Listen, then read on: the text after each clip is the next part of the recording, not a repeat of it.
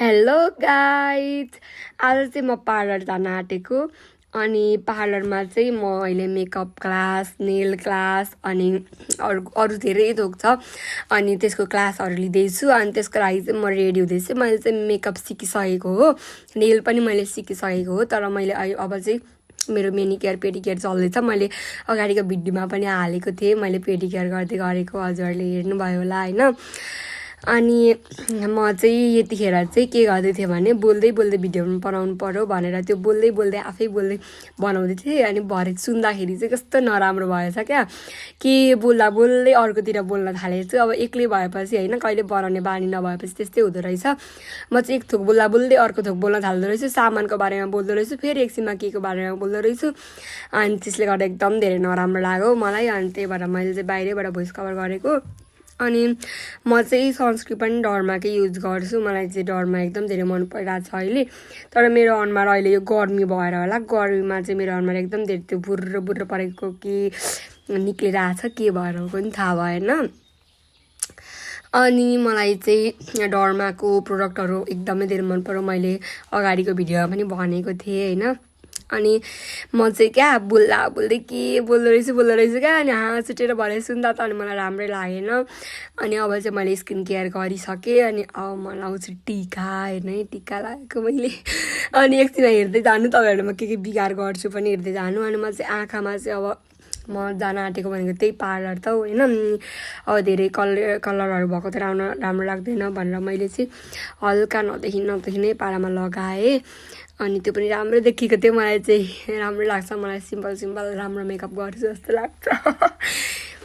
अनि त्यस पछाडि अब म लाउन आँटेको छु मेरो फेभरेट ब्लस।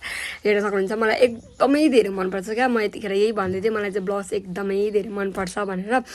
अनि अगाडि यस्तो भन्दै थिएँ क्या, म यतिखेर चाहिँ के अरे अरू बेला रोइराखेको मान्छे पनि यतिखेर चाहिँ हँसाउनै पर्छ नि भनेर भन्दै थिएँ। अब हाँस्दाखेरि यस्तो गर्दाखेरि राम्रो ब्लस बस्छ नि त।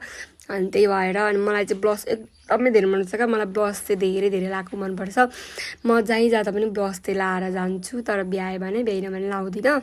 अनि ब्लसहरू मलाई एकदमै धेरै मनपर्छ, एकदम धेरै। ब्लसको चाहिँ म भोगी हो क्या, कति धेरै लगाएर हेर्नु अहिले पनि। अनि बोला धेर भयो होला भनेर पुस्दै थिएँ। तर पनि अब भरेसम्ममा ठ्याक्क राम्रो हुन्छ क्या। धेरै बेर एकछिन राखेपछि चाहिँ ठ्याक्क बस्छ पनि अनि राम्रो हुन्छ। सुरुमा चाहिँ अलिक धेरै देखिएको हो, धेरै चाहिँ छैन। अब चाहिँ म लाउन आँटेको छु हाइलाइटर। एकदम धेरै मनपर्छ मलाई पनि यो नाकमा लाउन चाहिँ, कि यो नाक ठ्याक्क टल्किन्छ क्या। अनि गालामा लाउन पनि मनपर्छ, निधारमा लाउन पनि मनपर्छ, अनि यस्तो यो चिउडोमा लाउन पनि मनपर्छ। मलाई चाहिँ एकदम धेरै लाउनु मनपर्छ। अनि म सबैतिर लाउँछु। म चाहिँ बोल्दै बिस्तारै लाउँदै थिएँ क्या। अनि अहिले पछाडिबाट भोइस कभर गर्न कस्तो अप्ठ्यारो भइरहेछ मलाई। यो बोल्दै ढिलो लगाएको थिएँ नि त। अनि के बोल्नु के हेर्नु न मैले बिगार गरेको कस्तो। म चाहिँ बिगार गरिहाल्छु क्या। यता यसो गर्दै थिएँ, मिलाउँदै थिएँ हाइलाइटर, यता बिगार गरिहालेछु। ठिक छ भनेर अनि फेरि मेटाएँ। अनि म चाहिँ अब डन, म चाहिँ कति राम्री भएँ भनेर हेर्दै थिएँ। वाउ, मलाई मेरो ल्यासेस एकदम धेरै राम्रो छ क्या। अनि म चाहिँ अब ल्यासेसको तारिफ गर्छु। अनि ल्यासेस एकदम धेरै मेरो राम्रो छ। जसले पनि मेरो चाहिँ साँच्चै भन्छ ल्यासेस देखेर तारिफ गर्नुहुन्छ क्या। अहिलेसम्म मेरो चाहिँ ल्यासेस देखेर तारिफ नगर्नुभएको कसैले पनि छैन क्या। तिम्रो यो रियल ल्यासेस हो भन्नुहुन्छ। अनि म भन्छु, कसैले पनि पत्याउनुहुन्न। अब चाहिँ मैले लिपस्टिक पनि लगाएर रेडी भइसकेँ। By guys.